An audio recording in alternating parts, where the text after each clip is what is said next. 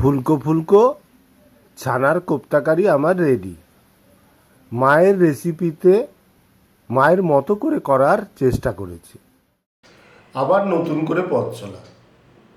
তোমরা জানো আমার মা আজকে আর নেই, কিন্তু তারই রেসিপিতে তারই হাতে গড়া এই চ্যানেলটিকে আমরা চালিয়ে নিয়ে যাব, এটাই ঠিক করেছি। তাই মায়ের খুব ভালো লাগার রেসিপি ছানার কোপ্তাকারি আজ আমরা প্রথম করব। আমি 1 লিটার ফুল ক্রিম দুধ নিয়েছি। দুধটাকে আগে ভালো করে ফুটিয়ে নেব। একটু ভালো করে ফুটলে দুধটা একটু ঘন হবে, ছানাটাও একটু ভালো হবে। দুধটা তো ভালো করে ফুটে গেছে। এবার আমি 2 পাতিলেবুর রস ভালো করে দুধটার মধ্যে মিশিয়ে দিচ্ছি। দেখো ছানাটা আমার তৈরি হয়ে গেছে। আমি এবার গ্যাসটা নিভিয়ে দিচ্ছি। ছানাটা আমি এবার তুলে নেব, এই ছাঁকনির মধ্যে দিয়ে দেবো, তাতে জলটা বেরিয়ে যাবে। আমরা যেহেতু ছানার কোপ্তা করব, তাই এটা খেয়াল রাখতে হবে যে ছানার মধ্যে যেন জল খুব কম থাকে, পুরোটা বার করে দিতে হবে। দেখো ছানা তো আমি ছেঁকে নিয়েছি। এবার আমি ছানার ওই ছাঁকনিটার মধ্যে আস্তে আস্তে আস্তে আস্তে চাপ দেব। তাতে কি হবে, যে জলটা আছে সেটা কিন্তু নিচে আস্তে আস্তে পড়ে যাবে। তাতে ছানার মধ্যে জলটা বেরিয়ে যাচ্ছে। দেখো ছানাটায় কিন্তু জল নেই, সমস্ত জল বেরিয়ে গেছে। এবার আমি দিয়ে দেবো 1/2 চামচ মতো নুন, ময়দা, 1 চামচ সুজি, 1/2 চামচ হলুদ আর 1/2 চামচ লঙ্কার গুঁড়ো। মিক্সিটা দিয়ে ভালো করে আমরা বেটে নেব। দেখো মিক্সিতে এত শুকনো করে আমরা কিন্তু বেটে নিয়েছি ছানাটা। জল যেন না থাকে ছানাতে, বুঝলে তো? ছানাতে জল থাকলে কিন্তু ভালো করে গড়া যাবে না।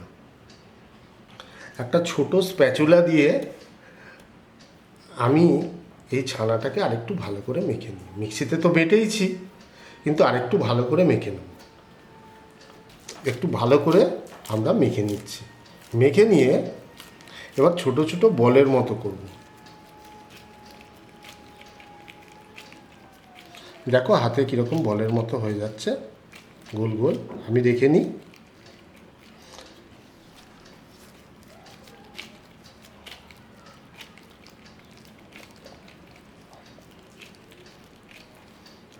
দেখো এগুলো গোল গোল রসগোল্লার মতো আমি করে নেব। এরপর কড়াইতে তেল দেব, একটু বেশি তেল দেব ভাজার জন্যে। আমরা বলগুলো, ছানার বলগুলো একটা একটা করে দিয়ে দেবো ভাজার জন্য। সামান্য একটু নেড়ে চেড়ে নিই। খুব বেশি হিট হয়ে গেলে তাড়াতাড়ি কালো হয়ে যাবে এক পিঠ। তাই জন্যে একটু কম আঁচে আমাদের এই কোপ্তাটা করতে হবে।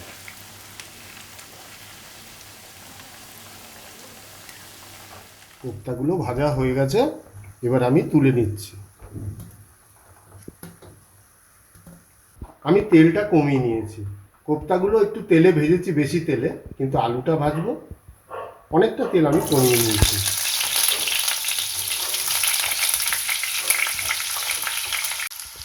একটু নাড়িয়ে নিচ্ছি।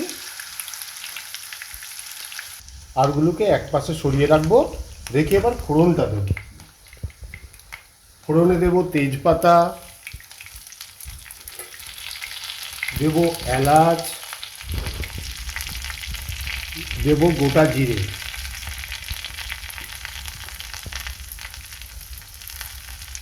আর দেব শুকনো লঙ্কা।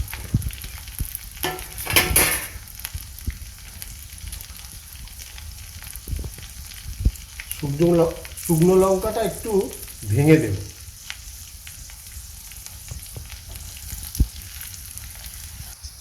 1 চামচ আদা আমি দিয়ে দিলাম। একটু ভালো করে কষিয়ে নিই।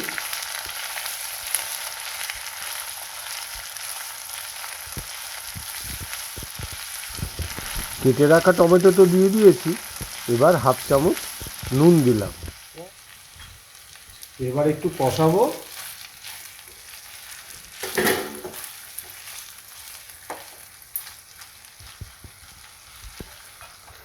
দেব হাফ চামচ মতো জিরে গুঁড়ো, হাফ চামচ হলুদ গুঁড়ো, আর দেব শুকনো লঙ্কা গুঁড়ো।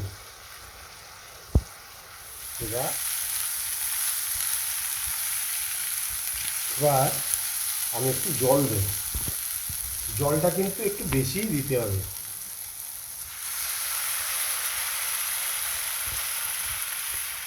কারণ যে কোপ্তাগুলো আছে সেগুলোও কিন্তু জল টানবে, তাই জলটা আমি একটু বেশি দিচ্ছি।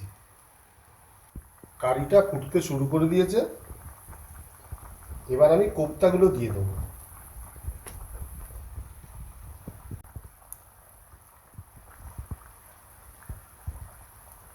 আঁচটা একটু কম করে দেবো, দিয়ে এবার ঢাকা দিয়ে দেবো।